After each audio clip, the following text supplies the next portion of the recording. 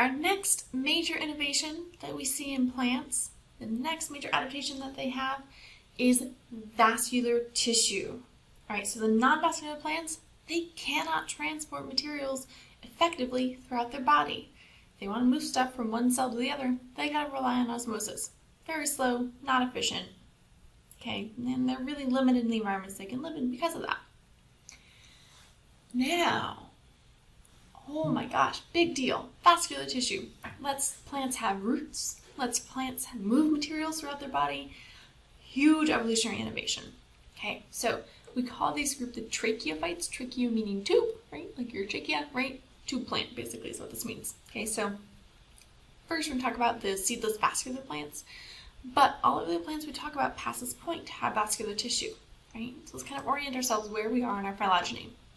So we talk about these ones right here, liverworts, mosses, hornworts, the non-vascular plants. All right, so where on this tree would you mark the adaptation of gaining vascular tissue? So here we have lycophytes, manilophytes, gymnosperms, and angiosperms.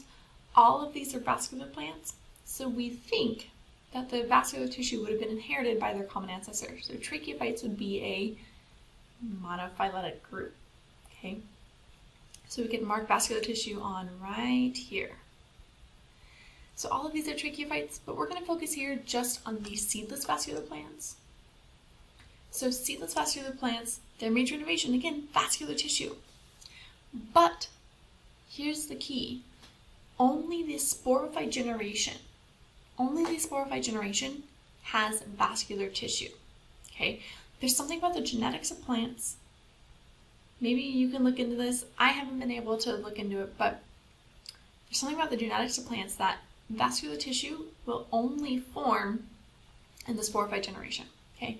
So what that means is that when we look at most other plants, besides the bryophytes, besides the non-vascular plants, the dominant and longer-lived life cycle stage is the sporophyte generation.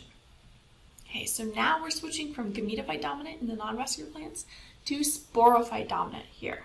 Okay, so their sporophyte is the main stage of the life cycle of these plants. Okay, but why vascular tissue? Okay, why is this such a big deal?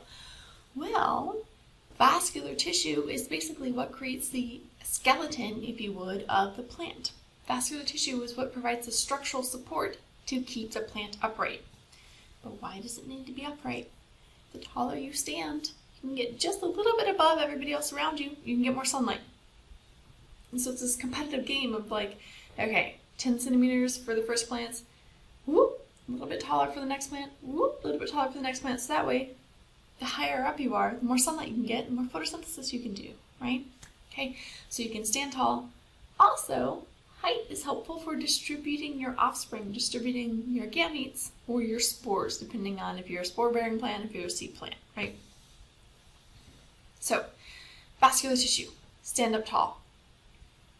Vascular tissue also helps because now we can have specialized regions of the body in a plant.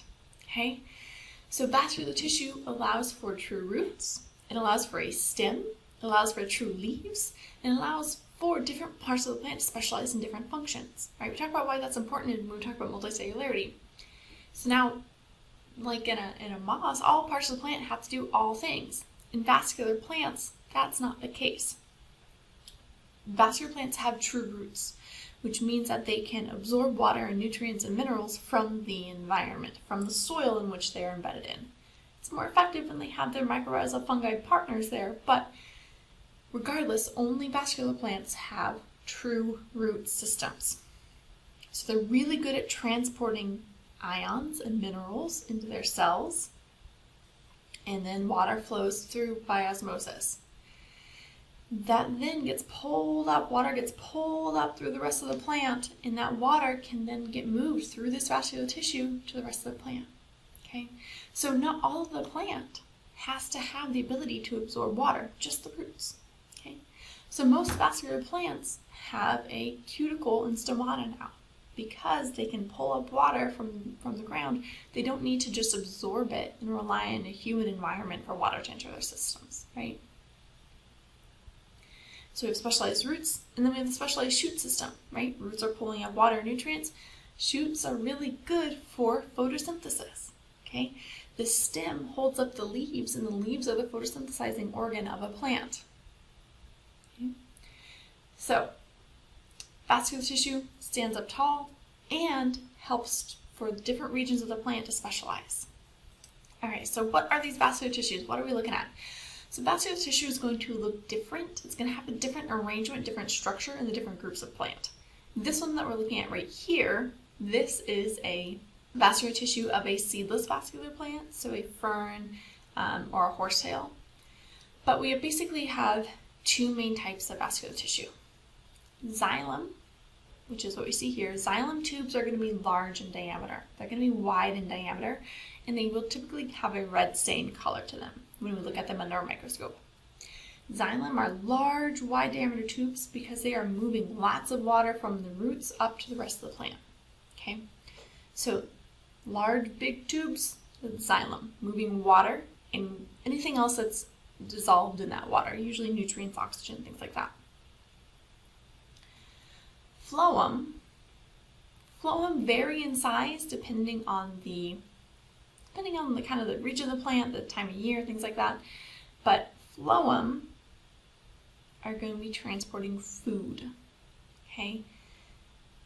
Phloem move food from wherever the food is being produced or being released if it's being stored to wherever it's being used. So xylem only moves from the roots up to the shoots. Water only moves from the roots up to the shoots, up to the leaves. Phloem moves wherever that sugar is being produced to wherever it's being used. So usually sugar for most of the year is being produced at the leaves, photosynthesis, right? But what if that plant is just coming out of dormancy? Where's the sugar at then? Sugar is usually stored in the roots. So typically phloem will move sugar from the leaves when they're photosynthesizing down to the roots because absorbing water and nutrients takes a lot of energy. But at other times of the year, when the plant's like coming out of dormancy or something like that, sugar will be stored in the form of starch in the plant roots, in which case phloem would move that sugar from the roots up to the shoots, so that way you can grow new leaves. Okay, so phloem can move both ways. So xylem is really the important player here for helping plants stand upright. When we use wood to build our buildings and our furniture and things like that, we're really using xylem. The major component of wood is xylem. Basically this entire stem of wood is xylem, and there's just a tiny little ring around the outside that's phloem. Okay, so why xylem is lignified? So plant cell walls have a compound in them called cellulose. The cell walls of xylem tubes, though, have an additional compound called lignin, which creates a really, really strong outer layer to those xylem tubes.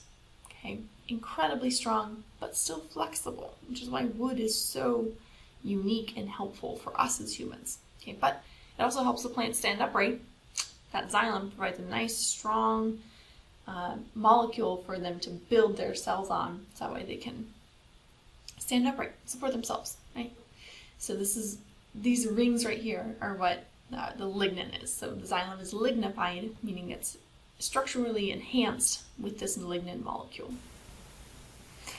So some of the main members of this group, seedless vascular plants. So we kind of have two groups. We call them lignifieds and monophytes. You might come across the term pterophyte, but that's kind of an older dated term, but it's still kind of floating around. But the main members of seedless vascular plants are the ferns, the horsetails, and the club mosses and quillworts. These are not true mosses though, okay? True mosses, Bryophyta, do not have vascular tissue. Okay, so these are club mosses, Lycophyta. They kind of look like mosses, but they do have vascular tissue, okay? And they're sporophyte dominant. Here's our horsetails, Equisetum, and our ferns, okay? Key here being, again, they have vascular tissue, but like we'll talk about in another video for their alternating generations, this group, their sperm still swim, just like in the mosses, okay? Okay, so their sperms still require water to fertilize the egg. So what does that mean about the types of environments they can live in? They can live in a little bit drier environments now because they have vascular tissue. They can absorb water from the ground, but they still require a significant amount of water for reproduction. Okay, so we still find these usually in the more humid or wet environments, okay, because they still require water for reproduction.